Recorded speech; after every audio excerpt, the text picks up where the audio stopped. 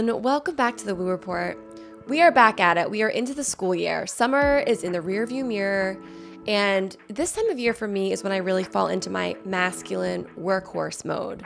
Maybe many of us do, but there's so much I want to get done in a day. And yet I have to remind myself to eat, to breathe, to check in, and to really allow space to empty out, to detox, to restore. Shanna Fiorucci says it best in this episode. She talks all about how our daily choices are our biggest power moves. Shanna reads energy, tarot cards, she teaches yoga, dance, and breathwork, and is an empowerment coach, among many other things. And even with all the titles, she's created these daily practices to nourish, connect, and channel all day, every day. It is awesome. Shanna is an expert in so many woo-woo modalities. We could have gone all over the place in this chat, but what I love about this episode is its practical tips for our day-to-day. Even if you're in back-to-back meetings or at your kids' lacrosse tournament all day, there's breathwork in here you can do anywhere, anytime. She also pulls cards for the collective. I love a card pull. It is intentional connection. It's intentional messaging. And the beauty of the universe is that whenever you're listening to this, it's the perfect time to hear it. I'm going to post a picture of the cards on the Woo Report's Instagram if you'd like a visual. And before we get into it, I also just want to say thank you. There are 4 million podcasts out there. And the fact that you are here right now is so special to me. Hi, I'm Laura Scarpati, filmmaker and woo-woo enthusiast. Here today to cut through the noise, pull back the veil, and cozy up in the space between reality and spirituality. Thanks for listening to The Woo Report. Shanna Fiorucci, welcome to The Woo Report. Ooh, thank you for having me. Thank you so much for being here. I'm so excited, Laura. Okay, so we met. I really want to talk about the day we met because when I think back to it, it was the most wild day. And I don't know if you remember exactly, but it was the total solar eclipse. That was the first day I met you. That makes sense. Yes.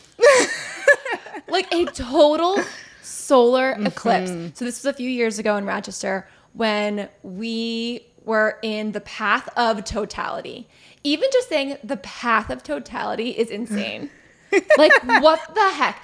So a really good friend of mine had an eclipse party, and you came highly recommended as a tarot reader to come on this very witchy day. Like, what is the deal with a solar eclipse? Like anything, it's an opportunity for activation. It's an opportunity for a portal. It's an opportunity to illuminate. And that's how I receive any event of that nature. So this when you guys all went off to the field, I went and prayed. I love it. I sat down with you for a one-on-one tarot reading on this same day, and I had a few beers and a few themed Jello shots, I believe, that were like eclipse themed. And I remember sitting down with you being like, hi, I've had some drinks. And you were like, oh, so you're open. And then you went on to tell me you have a sacred place that you love to go, which is my oak tree. And you said to me, you need a bench there. Which it's interesting. Literally changed my life. I'm like remembering that all of a sudden. Yes. Yeah. And so it ended up being, of course, really easy. I came back and of course there was like a bench that we weren't using somewhere else and I moved it over and then it's kind of on a hill, but there was a brick right there. And so I just put the brick under and it was perfect. And it was so easy. And I was like, why haven't I been doing this the whole time? And it looks over the little creek and it's right under the oak tree. And it has changed my life. Thank you for that. Yes. The other thing that you told me was you need to nourish your body. You're not nourishing your body. And I remember thinking, how does she know that it's so hard for me to feed myself? Not like in a way that's like, ill, in a way just that it's like, I want to eat things. I just like, I'm not really a cook. I don't, that's not my love language. I don't know what to create in my fridge. And you were like, you're going to make this chicken soup and it's really easy. And you're going to do, and I literally still make that today. I love that. So years ago, you've changed my life. And since then, I've had many friends come to you and you've come over to my home and we've done some readings here with my friends. And everyone has walked away with something that is so meaningful and necessary for them. You create so much magic and you are so tapped in. And when we first met, you were also going by Shanna Mystic. Now, I want to talk about the word mystic. Like, what is a mystic? It's like tapping into worlds that, we don't tap into every day. It's being able to flow that magic. It's being able to, a lot of times the reason I changed the name is because it's misconstrued as being something witchy, or people equate it to devilish energy. I guess it's distortion, and in some regards. And then some people revel it as like God energy. And I didn't want either of those. But mysticism in general is something that we just don't understand, right? It's the abnormal. It's the what is happening here. It's the magic. But because people misunderstand it so much, I decided I don't want people looking at me as God, because my role is to activate the God in you, the clarity in you, and not to be put on that pedestal. That is not why I'm here. It's not why I do what I do. And then I also didn't want to be misconstrued as like pulling in on some dark forces. And so I was like, you know what? So you switched your name. I switched my name on Instagram, which is such a great place to find and follow all of the many practices that you do, because you do so much. Just a few things. Okay. I wrote some of them down. You're an energy reader. You're a tarot reader. You're a women's circle leader. You're a breathwork coach. You're an empowerment coach. You're a yoga teacher. You're a dance teacher. You're an artist. You're a fashion girly. I mean, what don't you do? And I'm really into health and wellness. So there's yes, totally. Just throw it all in. Yes, which is so incredible. And you do so much of it. I feel like you embody all of these things daily. Yeah. One of my favorite things to say is your daily choices are your biggest power moves. Like everybody's looking for the big thing, the big transformation, the big program, it's like, what are you eating? How are you sleeping? How are you walking about in your house? How are you responding to your dishes? How are you responding to your dishes? It's as simple as that, right? Do they make you angry? Yes. And like you think about what's that? There's some saying that's like, go get enlightened on a mountain. It's really easy, but go to your family's Thanksgiving and try to stay enlightened, right? Yes. So my daily practices are just presence and joy and appreciation and cultivation. And I definitely work out a lot, so that's a big daily thing. I treat my body like it's the vessel of God. I look at it as the church. That's how I like to see it. I'm like, this is the house of God, right? And how we take care of that house of God is how the light flows through. So I didn't always understand that. I really didn't always understand that. And yet my body, my spirit have always evoked that out of me, from being ill as a kid, all these things that kept orienting me towards take care of this vessel and you will have a much better life. But not only that, you will be guided and directed easier. So I wake up, thank you, body. Thank you for this day. Thank you for the flow, for the love, for the breath in my lungs. Like I wake up in that type of way.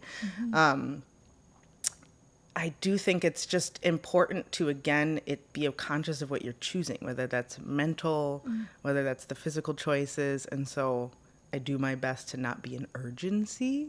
I do best to like pace myself, to be intentional. I like to plan out my days, my weeks, not in a rigid way, but in a way that's contained and intentional. So I work out, I eat well, I'm very specific on my diet, like crazy specific on my diet. Let's get a little granular into that. Like why is this hard for me? I go to Wegmans and I'm like, I'm making the same 3 things over and over. Yeah, that's perfect. It's perfect. I'm like, I'm bored. I don't like it anymore. Yeah. Like I have to switch it up. You're posting like sprouts and half a waffle and it like all like looks so good. I basically stay with whole foods. So I'm like, my typical breakfast is eggs, bacon. Like I'm an organic girly, so just keep that in mind when I say any of these things. But eggs, bacon, cucumbers, and I'll put like an avocado or some greens or some cooked spinach. And I eat that every single morning. Like clockwork. And it feels good. It feels great. And to me, it's more because less decisions the better. I also usually, actually, I should say this, break my fast with bone broth. And I'll do that either pre-workout, post-workout, before I ingest food. And I do like an organic chicken bone broth or beef bone broth, right? And just to get my minerals in, and I usually put like turmeric or curry in there or something of that nature to make it yummy, but like for inflammation, for minerals, for digestion, for flow, right? And then, I don't overthink it. I'm not like, I'm bored with this. I'm like, I'm nourished. So the less decisions for me, the more I can operate in a space of flow, because that structure, and so if I'm like in fatigue of what am I going to do, how am I going to do it, do I got to make this hard, like I get too in my masculine and then I can't flow. So I like the masculine structure of just reliability, like a big pot of soup awaiting me in the fridge, and I don't have to think about it, and I just dump it into my bowl. Yes, Right? because decision fatigue is so real. And it's all that mental. Like, it's the part of us that gets us locked in the mental and out of the body and out of the creativity, out of the receptivity, right? And the masculine, like that hyper masculine energy is very, very up in the mental, right? Yes. And so for women, obviously, it's different than men. But for women, that like being up there too much, we get disassociated from our bodies. We're anxious. We feel ungrounded. And so not doing that. I spent like the last several years in LA being exactly in that headspace the entire time. The entire time. That is where my headspace was. And it's grueling. Oh, yes. Well, it messes up our hormones. I mean, there's so much in that, but it completely over stresses our hormones. We get high cortisol. Our progesterone, our estrogen goes low, like all these problems. Right? All right. So we're there. Let's say we're there. How do we get into our body? And like you move. Yes. So, or breath work. Yes. Honestly. So I teach breath work, Kundalini yoga, and I do a divine feminine dance class where we work, we twerk, we whine. But we don't just do that. We drop into our bodies, and I teach women how to find the sacred flow, how to find self-acceptance, how to break all that ancestral shame. But I started mostly with breath work and walking, honestly.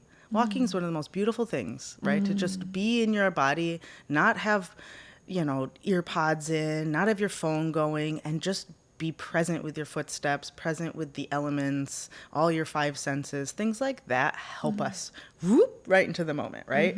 I'm going to take a 10-minute walk. I actually, every morning, part of my morning routine, because I don't know if I finished any of that, but I mean, typical me. Off to the next thing. I do a prayer walk every morning. So I go, no glasses, no contacts, go out, sunrise, and after I rise in like my bed, I go out and I take just like 5, 10, 15, 20-minute walk.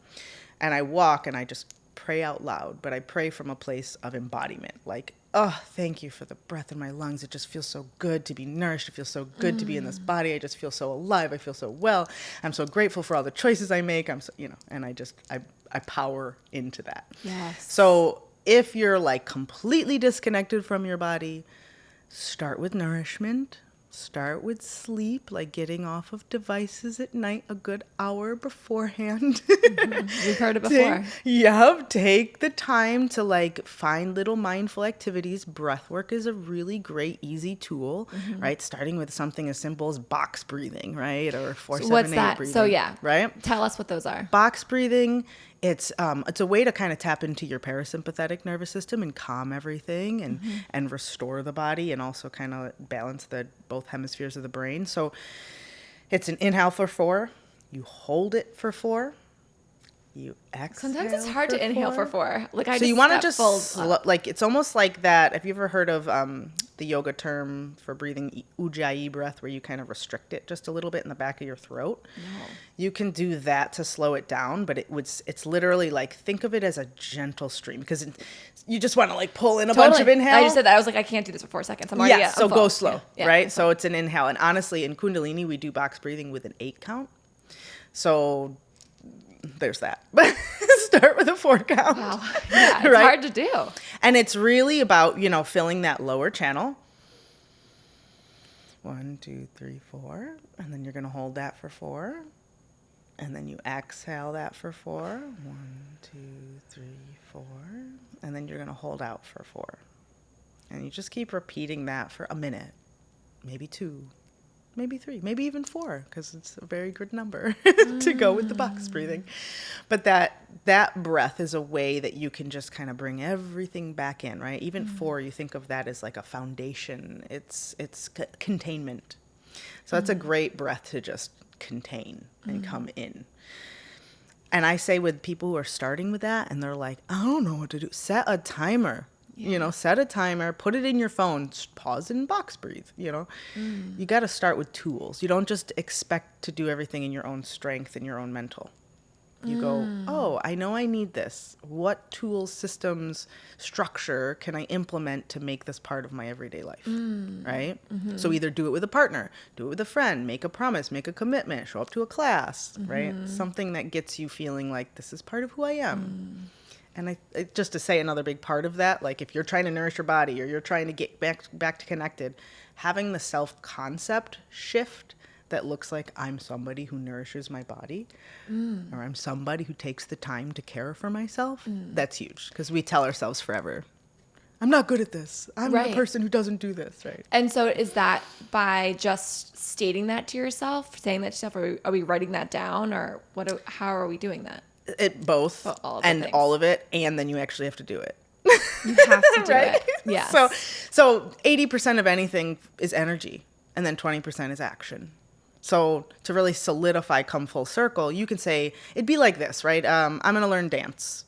Cool. Go say affirmations in front of the mirror. I'm an amazing dance teacher. I'm such a good dancer, right? But like actually go take a class of dancing and do the affirmations. Because if you just did that, you're not going to be a good dancer, right? Right. It's that type doing of the whole thing. thing. Yeah. Okay, so we're breathing. You're breathing. I love a breath work. I love like a box breath tip because that's something anyone could do anywhere, anytime. Driving in the middle of a meeting. Totally. In the middle of a meeting. Yes. Yep. And honestly, breath work is potent because 70% of our lungs, or 70% of our detox channel is our lungs. And nobody talks about that. Like I always heard it's the kidneys, it's the, this, it's that, it's that, whatever, right? Nobody ever told me until I actually, took my training that that's where most of our detox channel is. Wow. Right? So, and it makes so much sense because that's what we're ingesting constantly is air, right? So the more that we can make space in our lungs, if you notice when you're doing that box breath and that holding out for 4 is really hard, it's a good way of knowing that you don't have a lot of reserves or a lot of space or a lot of cleansing in your lungs. Like there's not a lot of clarity there. Because if holding out, it's like there's density there. And holding out is just holding your breath, or is it holding it as also breathing out? Both. Okay. So with the box breathing in that scenario, you breathe in, you hold for the 4. Once you've breathed in, once you breathe out, you hold for another 4 out, right? Okay, so you could keep going out, but you can't be going in the final hold 4. out 1, 2. I'm sorry. You breathe out 1, 2, 3, 4. Then you pause and you hold it out. You hold it empty, right? And then you count that 4, and then you enter in again with an inhale. Yep. And so if you're like, a lot of times people will notice on the exhale hold out, right? When you're empty, they're like, it's intense feeling, especially if you're doing like an 8 count or there's other breaths that have you do it a little longer. If you're really struggling with that, or even in Kundalini practice, we do a lot of that with Mulband, where you hold all your locks and you hold out. When people are really starving for oxygen, it's a good indicator your reserves aren't very strong. You don't have a lot of space in your lungs, and you need to detox a little bit more. My favorite detox breath. Have you ever done breath of fire? Well, you did it with me with a bunch of women. Oh yeah, duh. But tell us about it, because I feel like the breath work is so good, and I also feel like the first time I ever did it was a very intense one. I think maybe I told you it was a weekend that I did ayahuasca, and it was a very intense breath work, and my like body like paralyzed in it, and you were like, I'm glad you're okay, because it was maybe not the best way to do it. I feel like breath work, when you see it from, when you're sitting from far away, you're like, it looks insane. You're like, it's like, it looks crazy. So tell us what's going on and why it's good for us. Well, what's so cool, I like to look at the breath as the part of the body that you can engage with that your spirit resides in. The Lakota have a word called wonia, and it means spirit in the body because of the breath, or spirit, life, and breath in a circular motion. And if you think about it, it's the only part of the body that you can partake in, right? And also choose to just be breathed. And I think it's one of my favorite. I just got covered in chills when I said that. And I say that all the time, but for some reason it really hit. Yeah. It's one of those, if I'm lacking a sacred moment, I think about the breath in that way. And right? it's like the breath is the last thing to leave us before we die. That's it. It's where the spirit resides. It's yeah. it. Wow. And yet we get to partake in it. Yeah, it's the only part of the system that we get to hijack, right? We get to get into and say, I want to participate in this, which is fascinating. Gosh, so, just talking about this, I'm like, I'm like feeling all of my breath in my body, in my stomach right now as we're talking about it. It's wild. Yep. So breathing, right, really activates life force energy. It, like I said, it detoxes, so it makes space for clarity and the ability to receive. And you can use the breath for so many, again, like potential intentional things. So when people do what you did with going hard, you can cause, some issues. There's people who do have, I'm not going to go too far into that, but that's one of those. Yeah. I'm not a forceful person when it comes to teaching anything. I like invitational practices, not dictational practices. My Kundalini training's like a trauma informed, and I'm very much more into, how is your body feeling with this? How is this working for you right now? And not to disassociate, be like, just make it go, keep going. Yes. Right. So, forcing it. Yes, because you can create, other issues. So we won't go there and scare people. But I do think, listen to your body if you partake in any of that stuff. Were you doing like a belly chest breath? It was belly chest. Yeah, we were laying down on our back. Yep, I would assume that would be the case. Yeah. And my fingers like froze up and my legs froze up. And I was like, I can't move. It was also a very intense weekend. Yes. But in that moment, I also saw my dead friend above me, and he was like, "You're okay, baby girl." And I was like, "Okay," but I was also crying profusely. It was a very intense moment, to say the least. I could imagine. And sometimes I am all down for an intense experience, but for my daily practice, I want something gentle. Yeah, and honestly, I think that, yes, they serve, just like trauma in life. Yes, it can serve. Is it necessary for growth? No, it's not. I'm not a big plant medicine person. I'm not anti it, and I'm not pro it. As somebody who's done a lot of deep diving in my spiritual connection, it is not needed. Everybody thinks it's some big part of the spiritual journey that has to be unlocked, and totally, it's not. It's like it can be of benefit if you're really needing, right, some, like, even just like, again, how trauma can create like an activation and accountability and making you step up to what you want, because you really get to see what you don't want. I think plant medicine has that ability to really unlock some things for people. And I think it's really healthy when we use things like breath work and like mindfulness and like being intentional to really spark those same things, because that's sustainable. Let's talk about the breath of fire and how that helps. What is it and how does that help us? So breath of fire is one of, I think, the most potent and honestly like universally igniting and helpful breaths out there. It is one of those things, if you have like heart conditions, epilepsy, you're pregnant, don't do it. Even if you're on your period, you don't necessarily need it, because we're so activated, and it's a very activated breath. So it's one of those, go slow, listen to your body. But otherwise, so I just want to give that little warning, so people are, not just going into it, because it's very activating, basically, right? So you are working the exhale and not the inhale. The inhale is something that just draws in naturally, and it's a navel pump. And so you're using the diaphragmatic breathing to basically cleanse out and push out your breath. And in that, right, you're causing that detox channel to really open up and wring out anything that's stagnant in the lungs. And the thing about the lungs, right, they also carry emotion like grief and overwhelm, things like that. So when you do this type of breath, it can bring up emotions. It can bring up even disassociation in certain ways, right? So it's always like go slow, start out, then speed it up, listen to your body. One of the major reasons I love it, and it really helped with my practice as an intuitive, was that it clears out your mind. They call it skull shining breath, because it literally creates like a connection, like a cerebral spinal fluid flow, and creates clarity within like the pituitary gland, the pineal gland, the hypothalamus gland, and creates that flow. So there's a lot of potency going on there. Wow. There's also, I just want to give you all the fun things. Yes, this is so cool. I love this. It's so fun, right? A third of our blood pools around our navel point. And so we're moving a lot of fresh blood. Our lymph is something that doesn't move necessarily on its own. That's why exercise, rebounding, all that's so good, or dry brushing. But doing breath of fire gets that diaphragmatic breathing going, which also pumps the lymph.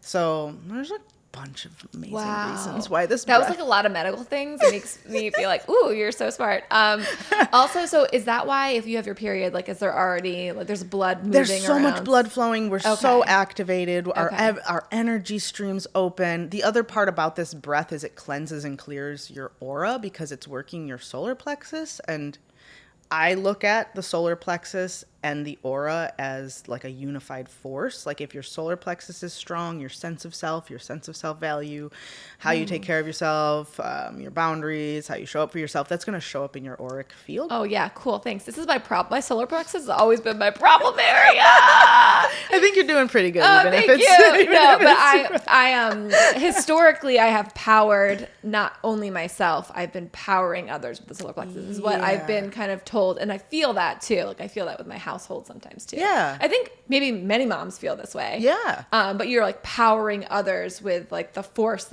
of your solar plexus. Mm-hmm. As long as we don't become martyrs in that, if there's nothing wrong with that, or we think we have to be someone's source. That's where mothers go wrong. It's like, I have to be your source of joy. I have to be your source of whatever, feeling good about yourself, or whatever it is. And if we think we have to be our children or our husbands or our friends or our family's source, then we're getting in the way of God's flow.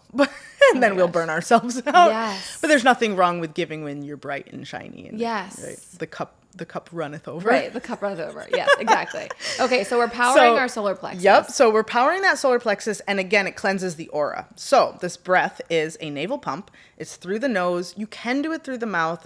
I'm not a big promoter of mouth breathing. We have a long channel of filtration in the nose for a reason, right? So the mouth breathing in Kundalini, they'll use breath of fire to activate to activate the sympathetic nervous system, the fight or flight on purpose, to regulate the nervous system, to be able to make that switch. But otherwise, practice from your nose. So I'll just give that as well. So it looks like navel pump, and it pumps to the spine on the exhale. So exhale out as your navel pumps back.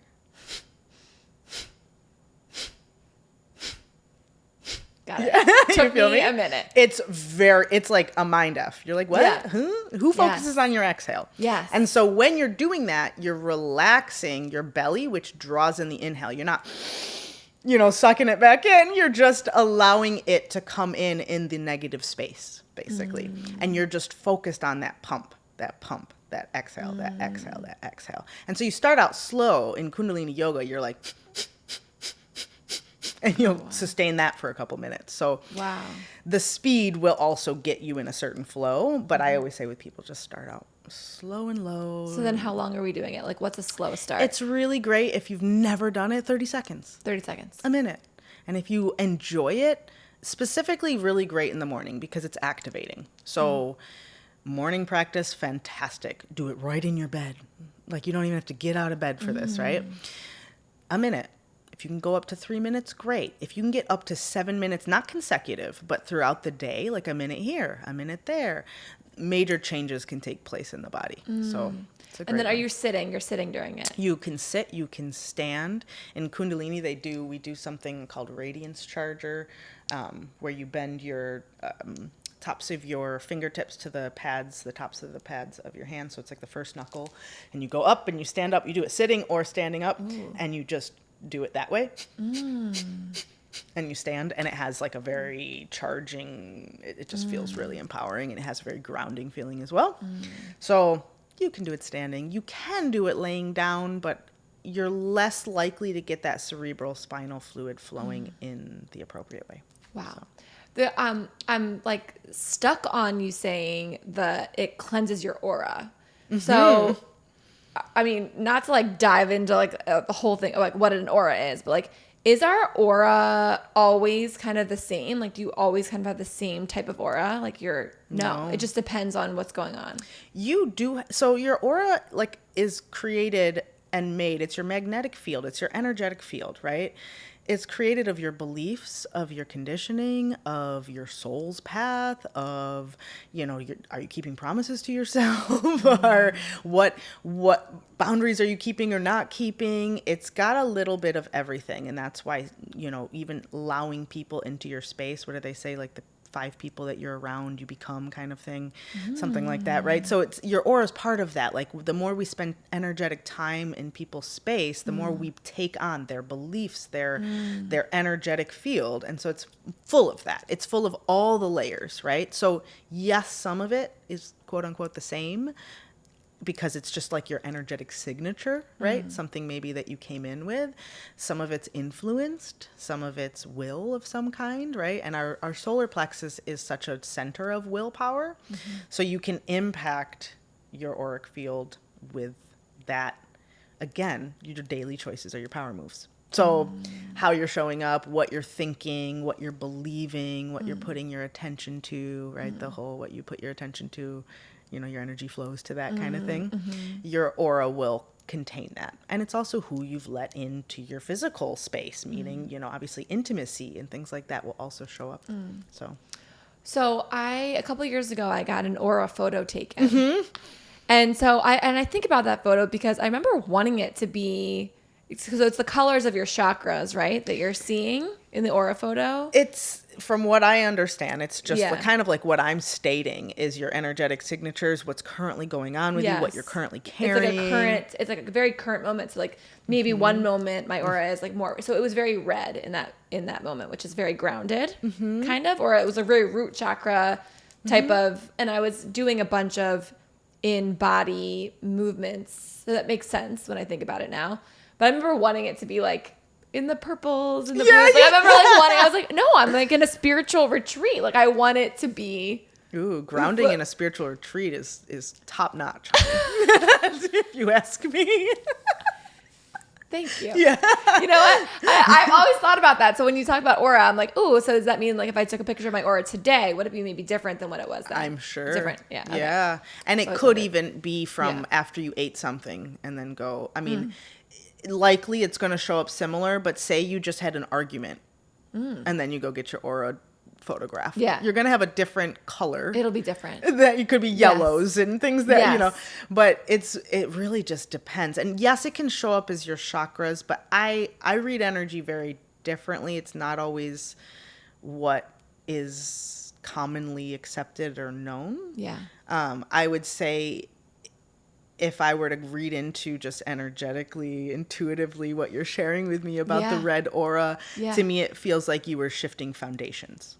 Oh. So you were probably shifting foundational beliefs. Ooh. You were probably even getting like old versions of yourself that were dying away. There could have been some frustrations of self coming up, things of that nature. It was a very interesting weekend. Yeah. We don't need to get into it here. But of course you're reading it. Like, of course you're reading it.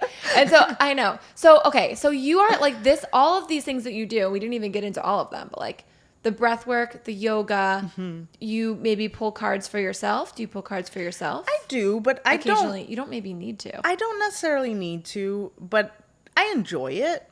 I enjoy it for certain subjects. Yes. And I either automatic write for myself, I pray, I meditate, or I just listen. Like I just listen. It comes through a lot for feeling for my own, like I just get feelings and pulls. But if I feel called to do cards, I will. Yeah. And I'm going to get granular about listening for a second because I've had the question come like, how do you look inward? How do you listen? And it just seems, it's like, we're so disconnected that it's like, it's hard to like, how do you listen? So How do you listen? Are you just like, are you sitting in silence? Are you just taking a moment? Are you taking a breath? Are you asking a question? Bit of both, bit of all. It just depends. For me, it's making space first, right? You can't pour into a full cup. So if I'm on max capacity, if I'm operating from urgency, if I'm trying to figure it all out in my own strength, if I'm stuck in my mental, I am not going to listen. Yes. And if I think I need to be heard by somebody else, I'm also not going to listen. Right? So if I'm like, I need somebody to hear this because I'm not able to listen. So making space, whether that's mental, whether that's getting the conversation out that you've been ruminating about for to somebody else, getting that out on paper or saying that to that person, making space. This also could be within the body. Like, say you're just not eating super great, and you're just not mentally feeling like you have the capacity to hear because you're dense feeling, you're heavy feeling, you're achy feeling, whatever, right? Yeah. So start with making space, and that looks like, where am I on max capacity? Where am I overloaded? And so journaling's a great way. Journaling is one of my all-time faves. And yes, sometimes it looks like asking questions. I think that's a really great place to start if you are very disconnected, and a great place to start if you're very connected. Yeah. So, but I would say starting with hearing your own thoughts and seeing them on paper.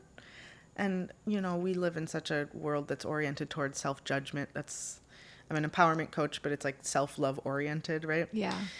We're at the epicenter of our universe. So to be able to evoke questions that get us to see ourselves without judgment, and just being able to say, well, if I can't see clearly, I can't make changes. I can't do anything. I don't have choice. Yeah. So to be able to just go in, where am I at? How am I feeling? What's going on? And there's a million journal prompts out there. There's a million beautiful journals out there that evoke that. Start there if you're completely, disconnected. But yeah, for me, meditation, being in nature is huge. Yeah. And I've really cultivated faith. So I walk in faith, I pray in faith. And so that's what helps me listen at this point, is if I have something I'm wanting to understand, I might present the question. I'm going through this. I'm going to need this answer. But I don't look for it immediately. I'm not like, give it to me right now. And sometimes I pull the tarot. I'm like, give it to me right now. Yeah, right. I shouldn't say I never do that. Yeah. But for the most part, I'm like, I know that you will give this to me in the right time, in the right place, with the right people, with the right things. And I pray in that way. I'm always in the right place with the right people. I'm always being given the right information. What I need to know and what's most beneficial will present itself to me. And oh, honey, it always does. What if you are unsure about your faith? So everything represents the internal relationship to the external relationship. So if you don't have faith in a higher power, start with having faith in your own choices, right? And in that, not because that can get a little distorted in the sense that you can get really OCD or really like, I got to always be in control. And some people can really trust themselves, but lack trust in God. So that's not the answer for everybody in every scenario. But I usually find in people, if you're lacking trust and faith outside of yourself, start with faith and trust inside of yourself. How am I showing up? How am I listening to myself? What are my choices? Freaking love that. It's so basic, right? And it's also like, oh, duh. And it's the hardest thing to do. It is not easy. It's not easy. Yes. It takes a lot of devotion. Lifetimes. The whole To trust yourself. whole entire lifetime. Like, it never stops. Every day. That's why I say Every day. biggest power moves is your daily choices. Yes. And that doesn't say, because today I made good choices, tomorrow, whatever. Right. Right? Yeah, that's how I'm always like, I worked out yesterday morning. I did that. I was like, I'm good. This is me all the time. I'm always giving myself this, but this is helpful. This is good. Grace is good. It's really good to give yourself grace, but it's also really good to give yourself containment and direction. 1000%. I got work to do. Yep. Okay. I want to talk about tarot because I think often, of the many things that you do, it's the most I feel like I've had experience with you on. And my friends have too, and everyone's come away just so full. So talk to me about your tarot. your practice, and I know you light Palo Santo beforehand sometimes. Sometimes. Actually, Not often. these days, because I've been led to really feel into the fact that it's a very unsustainable resource, that they have been having me use selenite, and I just been using selenite to clear energy. So selenite's a crystal, and And then it's so you're just not very lighting it. cleansing and Yes, clearing. and you wave it around and with intention. With intention. And the intention is to just be of the highest, most beneficial messages, clearing out anything. So when I direct the energy, I have like a little prayer. It's like, nothing derailing, nothing maleficent, nothing evil, nothing distracting, nothing disturbing has any consent whatsoever to influence this reading or this session. I love that. And in that, right, because I look at the universe operates on consent. So consent doesn't always look like no or yes. It looks like intention. It looks like embodiment. It looks like convinced beliefs. So I'm convinced that I am highly chosen and highly favored and highly protected. And so my already convicted belief comes through that as well, if that makes sense. So it might not work. Everybody's going to do things differently. And so my conviction will also be a part of my prayer and all of that. But then I call in what I'm calling in, and I'm calling in from the highest guides. I'm calling in the most beneficial and purest messages. I'm calling in source energy and creator, Christ consciousness, and I call in what people need to know, what will be of most benefit, most supportive, most loving, most clear. So most clear. So tarot is something that I was introduced to as a kid, somewhere in my early 20s. Like I think I was 20-ish when I got given a deck. And I was not into it. I was like, oh, this is kind of fun. This is interesting. Yeah. But I wasn't, into it. And then I kind of would pull card. And I was an intuitive person since I was little. Like we could go on those stories forever, so I'm not going to. But I've always been tapped in. I've never been somebody who went through an awakening. I was awoke when I was little. So tarot wasn't something that I ever put much anything into. But I kept kind of recirculating back to that, and then I would do readings for friends. And then I kind of got more and more open to it. When my late husband passed away, which will be almost 5 years now, the tool became more present in my life. And it was because I felt pretty disconnected from hearing, from listening. And so I started using it because I was like, I can't hear. This grief is too intense. I can't hear. So I started utilizing it. And while I was doing my Kundalini training and everything else, all the breath work, all the other healing I was doing a ton of like therapy and shadow work and inner child work. And the tarot just kept coming through as this is a tool that can spark the light or it can spark the darkness, just like anything else. Like there's a lot of people who fear divination tools, and I understand why. I like to say, the mirror, it's a divination tool as well. You can look in it and see the devil through the devil's eyes, see through fear and doubt and criticism, or you could see through God's loving grace and activate that part of yourself. Tarot, oracle is all the same, but it's about intention and conviction and what you're working through. So once I understood that, I started using it as a tool professionally. Maybe you could show us now a little bit like how it works. Maybe you could pull something for the collective for us. That sounds good. Okay. I'm in union with that. Okay, great. So it's an honor. And I'm just going to set an intention for what's most beneficial for anybody that's tuning in to know, to hear. And so we'll just keep it short and see. I'm actually going to pull. I'm feeling called to pull from the deck that you said that you commune with the most. Yes. Kind of makes sense. I love this Rebecca Campbell deck. I'll link it to it. Star So good. Seed Oracle. Yes. So, as I am going to intend, nothing derailing, maleficent, evil, confusing, disturbing, distracted has any consent whatsoever to influence this reading. Gonna call in the collective's highest level guides, clearest, most concise, precise, accurate, loving messages. Calling in their angels, their ancestry that's most here to benefit. Calling in God, Christ consciousness, source energy, allowing me to be that conduit of your love, of your grace, of your integrity, and of your truth. Woo! Ooh! Yes! You feel me? Thank you so much for allowing me to read, for the collective tuning in. What is the most important and most beneficial message that you can share with them today? Thank you, God, for allowing me to do so. All paths lead home. How significant is that? Inner authority.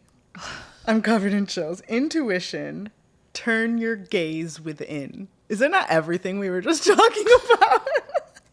Forge, don't follow. Pave a new path. Be the leader you wish you had. Wow. So oftentimes we look for things outside us to lead, and you brought up the trust. How do I find faith when I don't have faith? You have to start with being the leader of your own authority, your own world, right? And so this is so congruent. And it's as within as without. It's really that part of nature, part of the natural laws. Like everything is a mirror, right? I love the mirror. And I really learned about the mirror from this woman, Lauren Baca, who came on the podcast, episode 3. She talked a lot about the moon. And the mirroring has changed my life. It really is. So It's so important. it's so important. And I would say, if you think about it, right, we, like how I said, the mirror can be a tool for summoning the devil or summoning God. And that's why it's important to look at it, especially as other or as experience, because where are my thoughts? Where are my convictions? What am I believing in? And this is literally what this is talking about. So if you want to unlock new levels for yourself, that inner authority, that intuitive listening, that turning your gaze from within and actually taking ownership of your small choices, your small thoughts, your convictions, what you're fostering belief in, you have to look at it as a blessing, as a foundation, as something that will create the containment for everything else you want, and not a burden. Not like, this is a struggle I have to work out. Right? Oh, this sucks that I have to eat well. It's so hard to do these things. If you are oriented, remember I brought up self-concept. If you're oriented thinking it's hard for me to work out, it's hard for me to eat well, I'm just going to use those as the most basic, right? It's hard for me to be mindful. That self-concept is telling you that you're not good enough, that you're not capable. But when you're like, it's an honor to take care of myself. I am so privileged that I have the awareness that my self-care emulates out into the world to make the world better. Like, if I want to heal the world, heal myself first, right? So this message is all about, and if you want a healthy relationship, have a healthy relationship with yourself so that you show up in a way that is of integrity, that is of wholeness. I just did a video, actually, that was, and this is so reminding me because relationship showed up at the bottom of the deck. I also, just to say it in case you want to see it, I got burden and priorities. Ooh. But I'm going to take a picture of these and put them Yeah, on sweet. Instagram. We'll keep them out. What I just did a video, just quick one, that was like, your self-awareness is the gift that you give other. Right? And this is what this feels like to me, is we so badly want to see the world a better place. All of us. Yes. We all do. Whether we're wrapped up in politics, we're wrapped up in spirituality, we're wrapped up in therapy, doesn't matter what schools, doesn't matter where you are and what field you're in, right? We're all wanting a better world. We're wanting a more loving place. But we look outside of ourselves thinking that's where we're going to fix it. And it all starts with, am I the person I want more of in this world? That if you want to heal the world, heal yourself, right? So then in that, when you're showing up in spaces, self-aware, clear, you then, just like that solar plexus energy you talked about, charging others, you charge others from a full cup. You charge others from a clear cup, right? And you're not pouring from dysfunction, distortion, projection. So this is what this message is. When it comes to be the leader you wish you had, so oftentimes we have to go these journeys alone because the people around us are watching TV. You know, they're projecting, they're comfortable. They don't want to do this, and that can be the hardest part of saying I want to make change, whether it's a fitness change, whether it's a spiritual change, whether it's I just want to be a better person. It's so easy to look around us and say, no one else is doing it. I wish I had somebody doing it with me. But if you were the ripple, what if you were the ripple? right? What if you were the one that said, because I'm going to get up a little earlier, I'm going to meditate, or I'm going to work out, or I'm going to keep my promises to myself, that everyone around you starts getting impacted. And that's what this feels like to me. Woo! That's, lots of chills. Wow. So that Per was usual. beautiful. It hits where it needs to. It's landing. Shanna, thank you. Thank you so much for coming on. You're so welcome. Please come back because there's like 18 other things that you have mastered that Girl. we need to talk about. I'll come back anytime. Here for you. Yay! Love you so much. Thank you for being I love you too. It's such an honor. I hope you enjoyed that episode. For way more woo-woo, please follow and subscribe to the Woo Report podcast on YouTube, Apple Podcasts, Spotify, iHeart, or wherever you love to listen.